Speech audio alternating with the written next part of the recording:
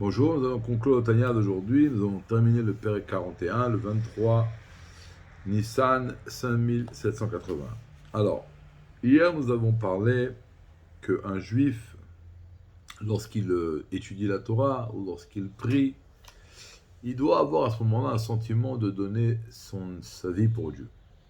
Alors on a dit, ça ne veut pas dire que Dieu ne plaise quitter ce monde, mais tout en restant dans ce monde, décider qu'au moment de l'étude ou au moment de la prière, on est comme après 120 ans.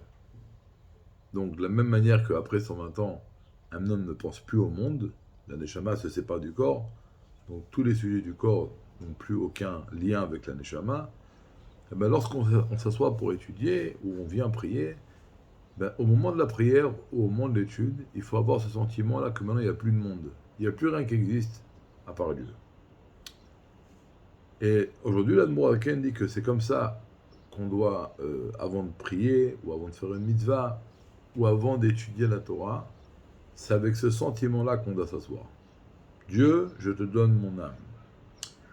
Maintenant, ici, il dit que c'est comme ça qu'on étudiera tout de suite après la prière un moment de Torah. Pourquoi juste après la prière? Alors, c'est effectivement expliqué dans les livres de Chassidut que lorsque un juif prie et comme il faut, alors au moment du Shema Israël et de la Mida, il va faire descendre dans le monde et dans son âme la lumière infinie de Dieu.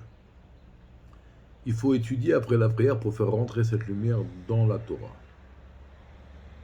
Ici, ce n'est pas écrit, mais en tous les cas, c'est écrit dans beaucoup de livres, que si on ne va pas canaliser cette lumière infinie qu'on a amenée qu'on a fait descendre à travers la prière, si on ne va pas la canaliser dans l'étude, dans la Torah, elle peut partir autre part. Ça veut dire, elle peut être utilisée, volée par la clipa, par les forces du mal. D'accord? C'est un sujet en soi-même. Donc c'est important d'avoir un moment d'étude de la Torah juste après la prière. Maintenant, il dit, si on étudie toute la journée, plusieurs heures, alors c'est connu qu'il y a le nom de Dieu qui brille, et chaque heure, il y a une combinaison différente du nom de Dieu. Et donc c'est pour cela que si on étudie par exemple 2 heures d'affilée ou 3 heures d'affilée, chaque heure, ce serait très bien de s'arrêter et de repenser, j'étudie la Torah pour donner mon âme à Dieu. Pourquoi? C'est comme un get.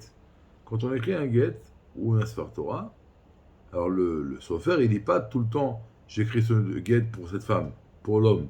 Non, il le dit une fois. Pareil pour la Sfar Torah.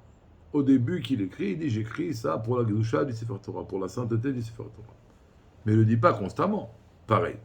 Je ne vais pas étudier toute la. Et au moment d'études, dire je donne mon âme à Dieu. Je donne mon âme à Dieu. Ça, on ne pourra plus étudier. Non. Ça, on doit dire au début.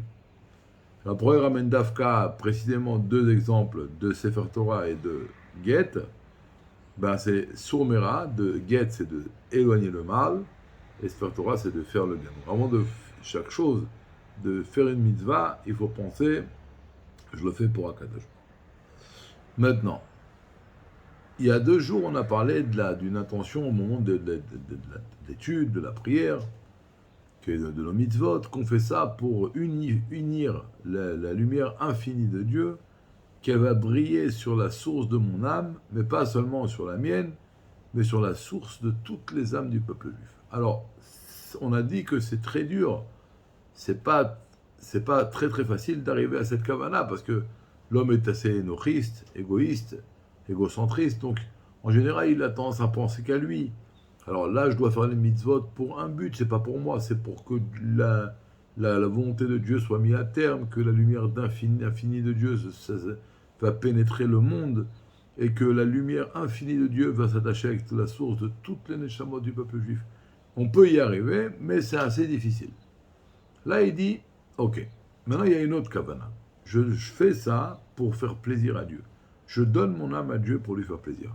Alors encore une fois, c'est pas égoïste, c'est pas pour moi, c'est pour lui. Je lui donne pas pour ma propre puissance, parce que je sais que le fait de me donner à Dieu, ça crée une grande satisfaction chez Akadosh Baruch Hu. Alors, bien que c'est pas énochi, c'est pas égocentriste, c'est déjà plus facile. Pourquoi? Parce que c'est encore lié à moi. Parce que là, je dis la satisfaction que Dieu est là, c'est que je lui ai donné mon âme. J'ai pas englobé mon âme avec toutes les autres âmes. Donc là, c'est plus facile parce que c'est à titre individuel.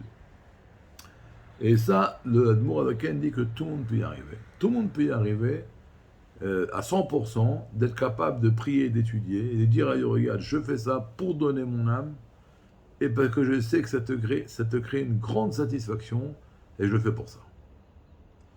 Et ça reçoit, et moi, il lit ça avec ce qu'on a appris dans le Pérec 31, que la Neshama dans le corps, elle est comme un prince dans une prison, et donc le prince sort de cette prison et retourne dans le royaume du roi et s'unit avec le roi, que chacun peut comprendre la joie intense que le roi ressent à ce moment-là. Et bien c'est exactement cette joie que nous voulons procurer à Akadosh Baruch Hu au moment où on prie, où on étudie, où on fait, etc. etc. L'Admour Haken termine le Pérec 41, le chapitre 41, en disant comme ça. Jusqu'à maintenant, on a parlé plus ou moins, si ce n'est plus que moi, qu'il faut réveiller ne serait-ce que la crainte naturelle ou l'amour naturel que nous avons en héritage de nos patriarches. Mais on a mentionné également dans le Pérec 39 et dans plusieurs endroits qu'il y a l'amour et la crainte intellectuelle. Alors, en général, ça c'est des sentiments que les tzadikim ils sont capables de réveiller. Alors donc, c'est pas la peine d'essayer d'y toucher. Il dit non. Tu dois quand même fixer des temps où tu vas méditer sur la divinité et essayer de réveiller l'amour et la crainte intellectuelle. Pourquoi? Il dit peut-être que, comme on a mentionné plus haut, quoi peut-être peu, on a parlé dans la fin du Pérec 14, que si un juif fait beaucoup d'efforts dans le service de Dieu, il peut avoir le mérite que va se mêler à son âme une âme d'un tzaddik, et il va arriver à ce moment-là à des dimensions beaucoup plus hautes, comme celle, à petite échelle d'un tzaddik.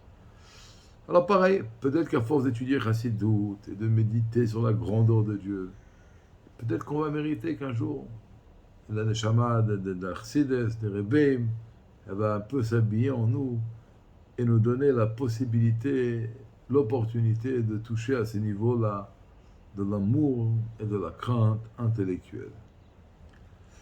Voilà, on a fini le Pérec 41. Il y a eu beaucoup de choses qui ont été dites. On va essayer aujourd'hui de se rappeler donc de chaque fois qu'on fait quelque chose, de dire à Dieu, je te donne mon âme pour te créer une satisfaction, et être conscient qu'on doit s'investir dans l'étude de la Chassidut, méditer sur la grandeur de Dieu, pour réussir, ne serait-ce qu'à petite échelle, de réveiller un amour et une crainte spirituelle, au-delà de l'amour et la crainte naturelle que nous avons en héritage. Une très très bonne journée pour ceux qui sont en Chus La'aretz.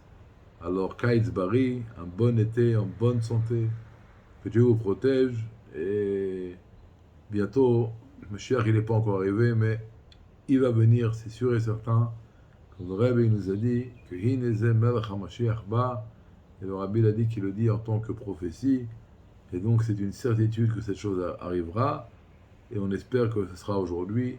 Amen ve Amen. Kol Tov, de bonnes nouvelles.